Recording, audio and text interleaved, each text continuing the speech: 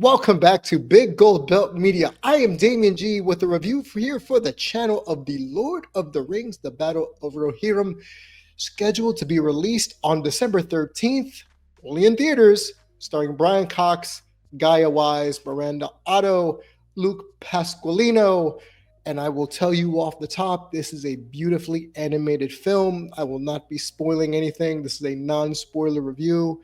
This had a beautiful animation style, though even though it's anime style, which I love because I'm an anime guy, some of the movements of the characters were a tad janky, specifically in the beginning of the film.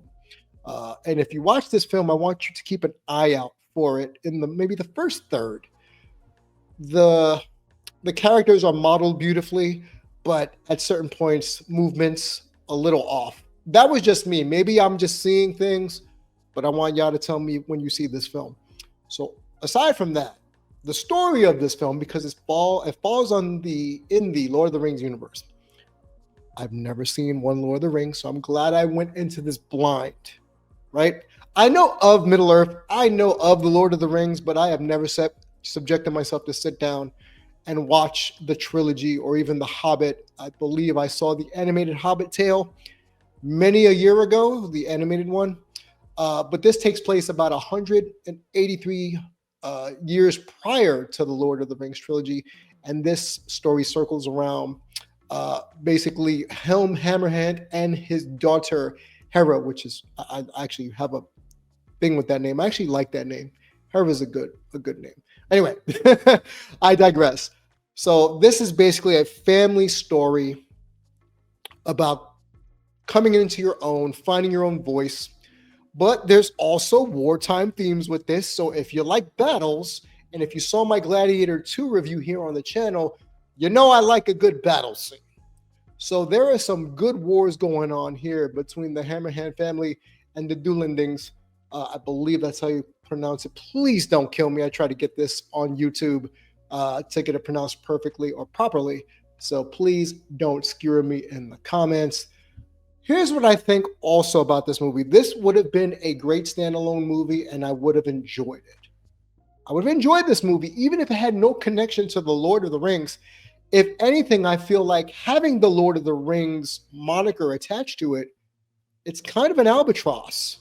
And I know that, and when you watch this movie, you're going to see certain things that connect to the trilogy and to the world, the Tolkien world. Great. But I think with trying to make this a Lord of the Rings movie, it slowed down the movie's progress or what it could have been. It could have been a whole lot different. Like for instance, when I did a review, I believe it's Gods and Monsters here on the channel. It was a Zack Snyder thing, and you had strong female characters, kings and war and bloodshed and Thor and Loki, not the MCU. Those kinds of battles were great, and they were standalone, even though they're drawing inspiration from these characters. You can have a standalone show or movie or any special and it not affect the film. But I feel as was because it was tied to the Lord of the Rings, it affected it in a negative way. But I still enjoyed this film. Don't get me wrong. This was a fun film. Let me reiterate for the audience. This was a fun film. Though there were some points, especially midway through or up to midway through, it was a little boring. I thought I was going to fall asleep. I was bored at the beginning. Midway through, there's talk about ghosts and wraiths, and there's people dying mysteriously. So I'm interested. Okay, we're in now. We're invested. And I'm in there. And then the story starts to pick up a little bit more, and then the battles keep coming. So sign me up for heroic last stand battles, people throwing fists in the middle of an ice storm. Yes, the answer is yes. So this led me to be a little bit more invested in the film. So it was pretty good when we got up to this point, right? Now another little nick I'm going to give the movie. This isn't my nick. This is something I know that's going to come up, and I feel like I'm the one on the channel that gets a lot of these to break it to the audience. There is a certain group of people on the internet that can't stand strong female protagonists. Especially, I heard a gentleman in the theater complain about the source material when it came to Héra and the fact that she's a strong female character. There was some complaining in my theater. And I know there's going to be a certain amount of people on the internet, in the world, that for whatever reason can't deal with a strong female character. You're not going to like this movie, fellas and ladies, if that's how you feel. If you don't like strong female characters, you're probably not going to like this. If you like your villains also to be overly nuanced, Wulf is not that. The main antagonist. Wulf is definitely not a nuanced Thanosian style villain. He's very one note. In fact, I actually wrote that in my review for the film after the critics review, after I got out the film. I said Wulf was one note. I thought he would be more based on how the trailer portrayed him and how the movie portrays him at certain parts, but he was boring. To me, he was boring. I could have done, and this is a purely human story, I could have done with a better villain.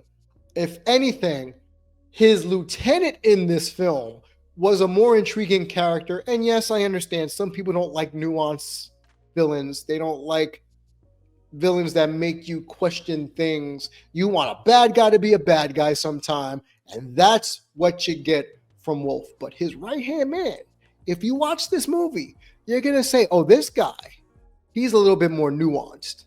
And you get to see that play out, how sometimes when you stick with your mans and thems, right? When you stick with somebody and you really ride or die, it doesn't lead you into the best of circumstances. So I got that from that movie. That was how I got Wulf's character.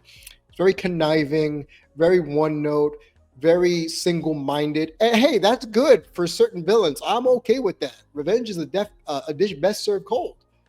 But it was one note. And then they try to portray it. It's brought up in the trailer, so I'm not really spoiling anything. It's talked about the relationship between Wulf and Héra when they were children, and in the trailer, which I feel blows half the movie, they're shown fighting, and as kids and as adults. So I'm not spoiling anything that the trailer hasn't already spoiled. Someone wanted to get married, someone didn't, somebody died. And then, dun, dun, dun, war ensued. I kind of summarized the movie because the trailer, in my opinion, blew a good chunk of this movie. But overall, I'm going to say this movie gets about a 6.5 out of 10. It was enjoyable. I just didn't like the one-note villain. I was bored in the first third. I almost fell asleep. So the battle scenes were great. I think that knocks it up a little bit. The scenery, beautiful. As I said at the beginning of the review. Animation, top tier. Kenji, great job. But janky at certain parts in the beginning. And I want you, if you watch this film, to see the slowdown. It was almost as if it was done via Newgrounds. If you are old enough to remember who Newgrounds is or what Newgrounds is, that's what it felt like in the beginning of this movie. But I give this a 6.5 out of 10. Enjoyable. So if you're a diehard Lord of the Rings fan, you might not love it, but it's a good film nonetheless, and I hope you enjoy it. Again, this is scheduled to be released on December 13th, only in theaters. Lord of the Rings, War of Rohirrim. I hope I got that right.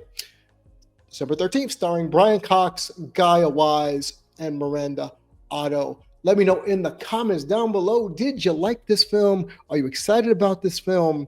Am I wrong? Because I know some people like to chime in and tell me I'm wrong or I'm off base, and I love the interaction. So please bring that on. Follow us over at Big Gold Belt Media, biggoldbelt.com. Also, go over to my fledgling review channel. I'm still getting that situated. Damien G Reviews at The Damien G on YouTube. Follow me on social media at Damien G Show across the board.